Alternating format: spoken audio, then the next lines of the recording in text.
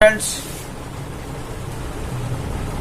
today I myself Raman Kumar Yadav have brought a nice video which is based on chapter motion for class 9 physics for CBSE only.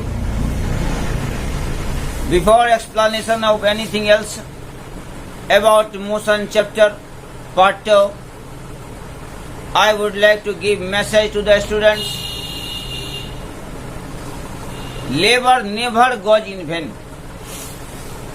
बच्चों, परिश्रम कभी व्यर्थ नहीं जाता। परिश्रम के द्वारा आप अपना लाइफ स्टाइल चेंज कर सकते हैं। आप अपने लाइफ को लग्जरियस बना सकते हैं।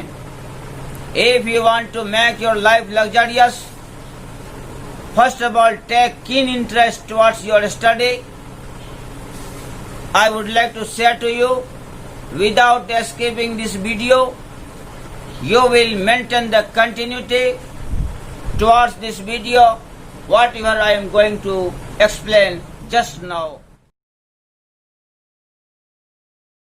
Please wait for the short while.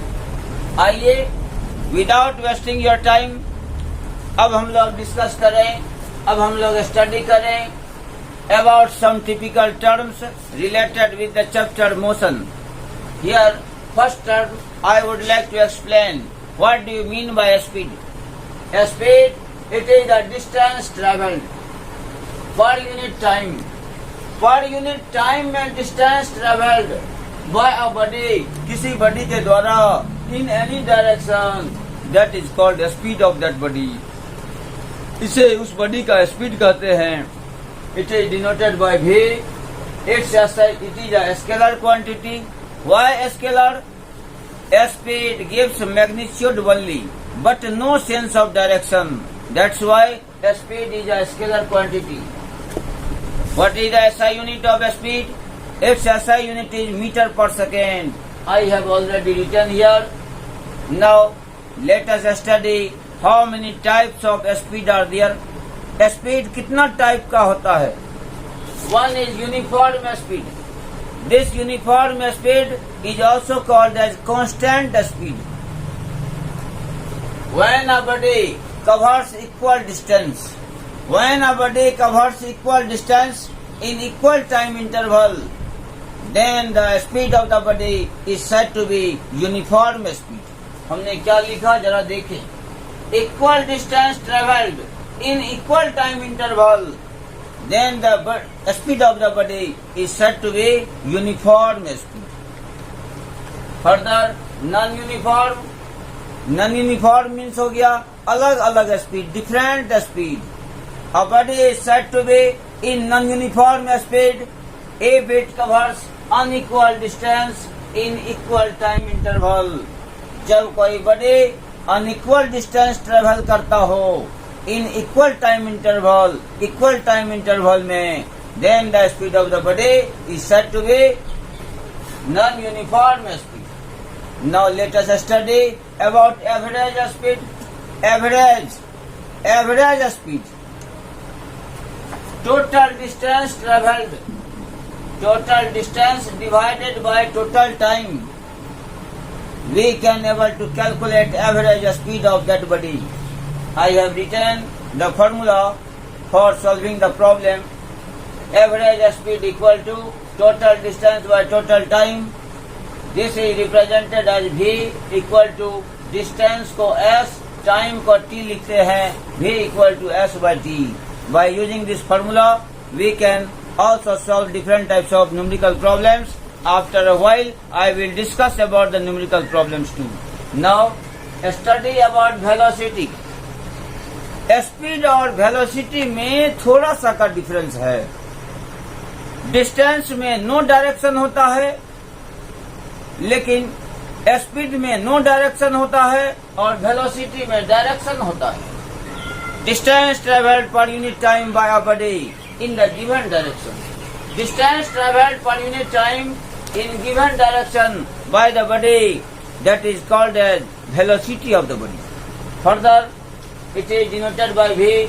Its SI unit is metre per second. It is a vector quantity. क्योंकि इसमें मास और डायरेक्शन दोनों होता है, इसलिए यह वेक्टर क्वांटिटी है. We can also write the formula V equal to S by T. I have just explained about the speed, types of speed and velocity. Later on, I would like to discuss about the equation of motion just now. Students, please wait for the short while. लेते हैं छोटा सा break और आते हैं नए spirit, नए concept के साथ इक्वेशन ऑफ मोशन एक्सप्लेन करने. कृपया वीडियो पर बने रहें फॉर द शॉर्ट व्हाइल. अब हम लोग देखें कुछ physical tips, physics related tips. Here there are some symbolic notation that is widely used in chapter motion of physics. U, it refers to initial velocity. V refers to final velocity. T refers to time. A refers to acceleration. Students, focus towards your video. Pay attention sharply. U referred to initial velocity, V referred to final velocity, T referred to time, and A referred to acceleration. As I think you are not aware of this about acceleration. आइए अब हम लोग study करें acceleration के बारे में. Acceleration equal to change in velocity per unit time. Change in velocity per unit time by a body is called acceleration. This acceleration is denoted as A. acceleration को A से represent किया जाता है. acceleration equal to change in velocity by time. अब देखिए acceleration को A से represent करते हैं change in velocity. तो velocity माइनस velocity, तो कुछ न कुछ velocity में change. यहाँ हो गया change in velocity by time, time interval, so change in time. Triangle T show that change in time. Triangle T show that change in time. Now I would like to express the equation of motion. First equation of motion is V equal to U plus AT. How will I express this mathematical calculation? First equation of motion on applying the physics techniques. Now let us study after fraction of second. Maintain continuity. I am going to explain about the equation of motion. V equal to U plus AT. You have to prove it mathematically. But how will you prove?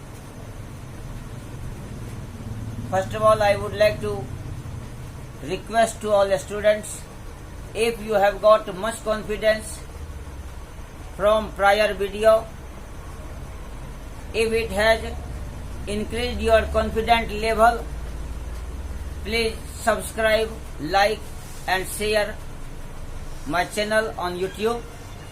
Now without wasting my time, I would like to initiate the problem solving. How would you solve? How would you prove it? V equal to U plus AT. Pay attention. Let a body is at A. मान लिया कि body A पर है. The body is moving it with initial velocity U meter per second. मान लिया कि body U metre per second से travel कर रही है. After T second, the body goes to B. T second में बॉडी A से B पर चली जाती है. Now body goes from A to B after T seconds and its velocity changes as V meter per second. Now what will be the change in velocity? अब हम निकालेंगे change in velocity का value. Formula होता है final velocity minus initial velocity. Here F means final, V means velocity. Final velocity minus initial velocity. The value of final velocity, what is this? This is V. We will put Initial velocity, that is u, we will write down to v minus u. How much time was taken? The time equal to t second. And we know that what is the formula of acceleration? The acceleration equal to change in velocity by time. We will put all values. Change in velocity, जिसका value v minus u है, हमने रख दिया v minus u. नीचे time है दिया हुआ, time रख दिया. a बराबर v minus u by T by the cross multiplication. अब हम क्रॉस मल्टीप्लिकेशन करेंगे. a इंटू टी को गुना किया तो a t बराबर v minus u. Further this u is also transferred towards left side. अब हम u को लेफ्ट में ले जाते हैं, प्लस हो जाता है. तो ए टी प्लस यू बराबर v. तो v इक्वल टू क्या हो गया? u plus a t. Where u refers to initial velocity, v refers to final velocity, t refers to time और a refers to acceleration.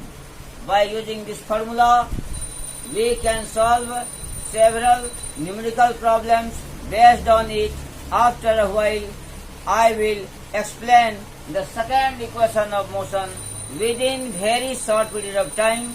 लेते हैं छोटा सा ब्रेक और फिर आते हैं और नए कॉन्सेप्ट के साथ. Children, pay attention. How will you prove second equation of motion? S equal to ut plus half a t square. With the help of this explanation, you can able to understand within very short period of time. Pay attention.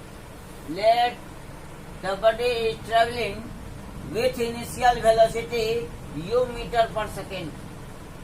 After t second, its velocity becomes v meter per second. As I have shown in this diagram, जैसा कि इस diagram में explain किया. Initial velocity is u and final velocity is v. Do you know what is the average velocity? So average velocity, this is the average of both velocities. Average velocity क्या है? This is the average of two velocities.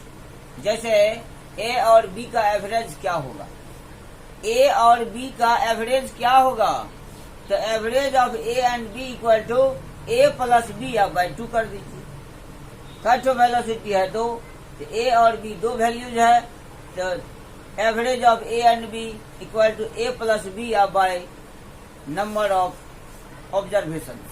आप पढ़े थे mean chapter statistics में, maths में.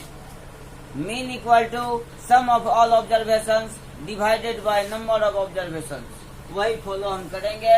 Initial velocity जो final velocity अब by में 2.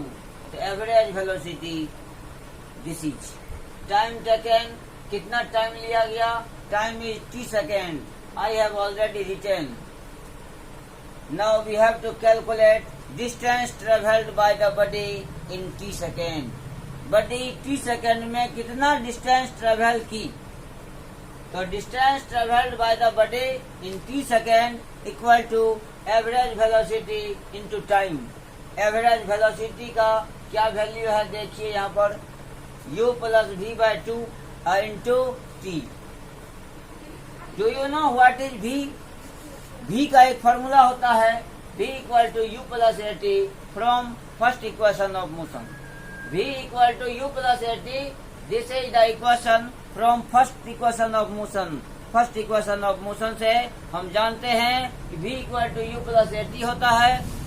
We will suppose it second equation. अब सेकेंड इक्वेशन का वैल्यू फर्स्ट इक्वेशन में हम रखेंगे. Now putting the value of 1 in equation, value of equation 2 in 1 put कीजिए. s इक्वल टू, यहाँ देखा जाए u है, हमने u लिख दिया. v का वैल्यू यहाँ देखिए क्या है? u प्लस ए टी हमने रख दिया. u plus a T y में 2 है, y में 2 है इंटू टी. अब सॉल्व करते हैं.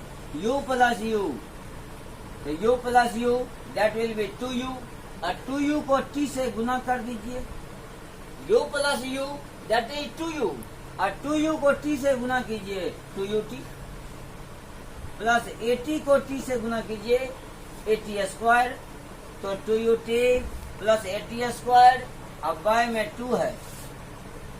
एक कॉन्सेप्ट जरा देखें, a प्लस b बाय 2 लिखा हो तो can we write a by 2 plus b by 2।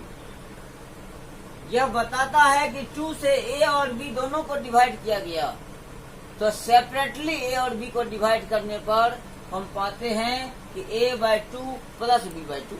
Similarly we will do here, इस 2 से इस दोनों को डिवाइड करना है सेपरेटली, तो 2ut by 2 plus 80 square by 2। Result देखिए, 2 and 2 विल बी कैंसिल्ड, तो ut प्लस 80 स्क्वायर बाय 2 को हाफ 80 स्क्वायर भी लिखे तो क्या प्रॉब्लम है। In this way you have got the information s equal to ut plus half 80 square. In this way you have got the result about the second equation of motion. बच्चों, आज के इस video को देखने पर आपको कैसा लगा? क्या यह आपके लिए इंस्पायरेबल रहा या नहीं? You will surely say with the help of the comment in the comment box. Please like, share and subscribe my channel Raman Classes on YouTube so that you can get notification quickly, instantly when new video will be uploaded. I will surely bring different types of techniques related with subject maths, physics, chemistry and biology. All facts I will bring one by one in the different video, and you will please subscribe for it. You will like, you will also comment in the comment box if you face any type of problem. Surely I will give you a satisfied solution. I will give you a simplified solution that will surely boost your knowledge in future. One day will come, you can be a successful man in future. On saying this, I would like to conclude myself. Thank you very much.